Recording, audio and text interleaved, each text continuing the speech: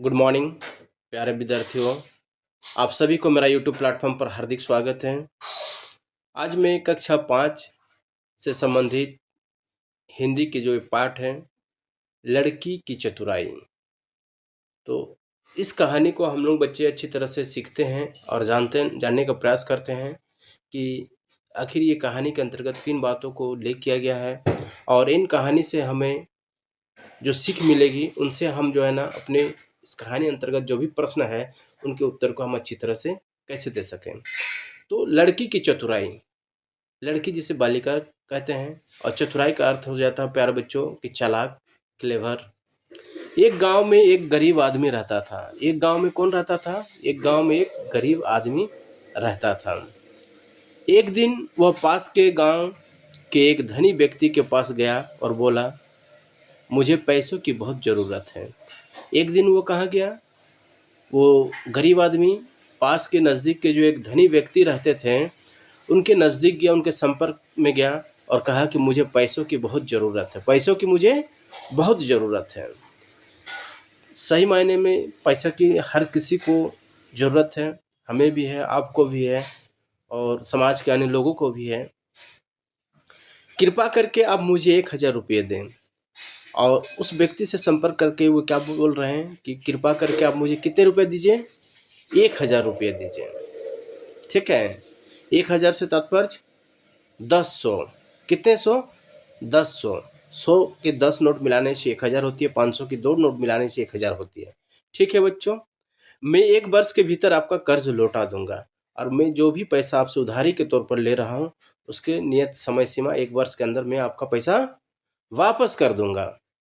धनी ने उस गरीब आदमी को 1000 रुपये दे दिए। तो धनी व्यक्ति वो सोचा इन्हें ज़रूरत है तो क्यों ना इन्हें 1000 रुपया दे दिया जाए।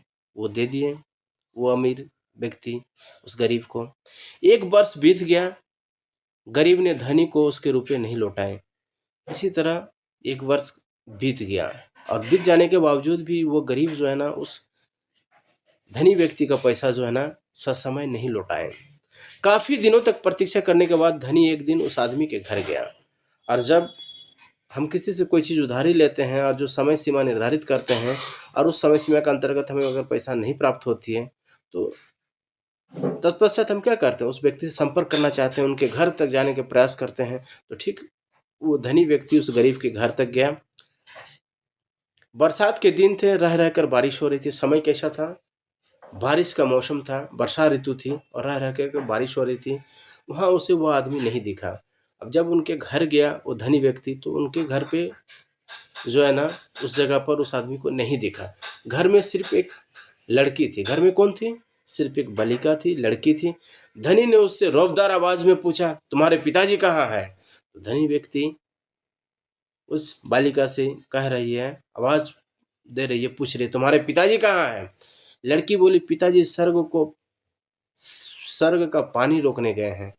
तो बच्ची का उत्तर देखिए क्या था? पिताजी स्वर्ग का पानी रोकने गए हैं।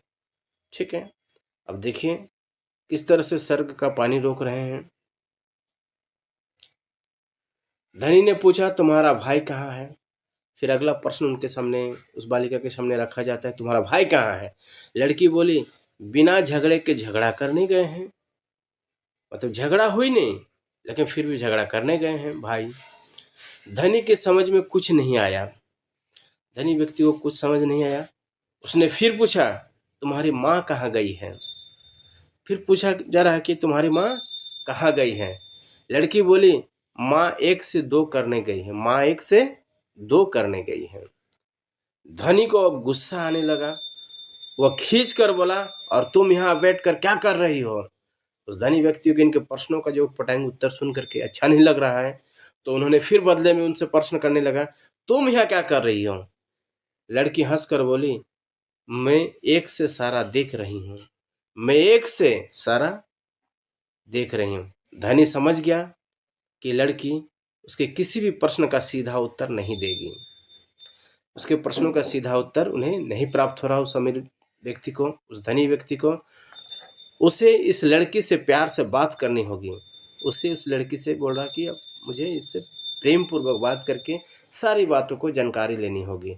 यूं डराने और धमकाने से, चीखने चिल्लाने से कुछ नहीं होने वाला है।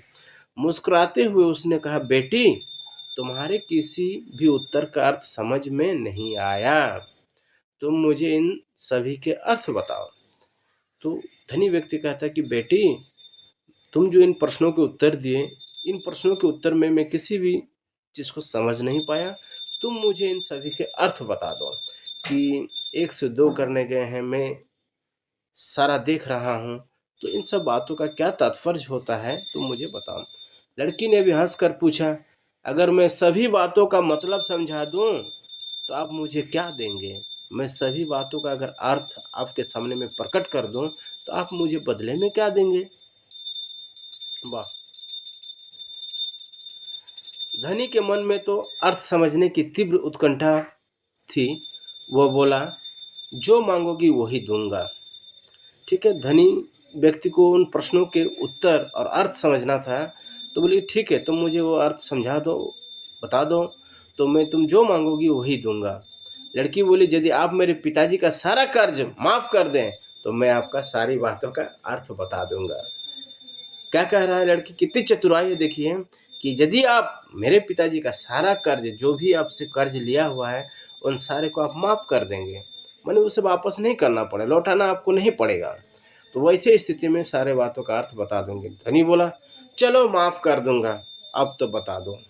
तो धनी व्यक्ति भी कह रहा है कि चलो मैं माफ़ कर दूंगा, अब तो इन सारी चीज़ों का अर्थ मुझे बता दो। ठीक है प्यारे विद्यार्थियों, मैं नेक्स्ट टॉपिक में इसको फिर कंटिन्यू करूँगा। Okay bye, best of luck.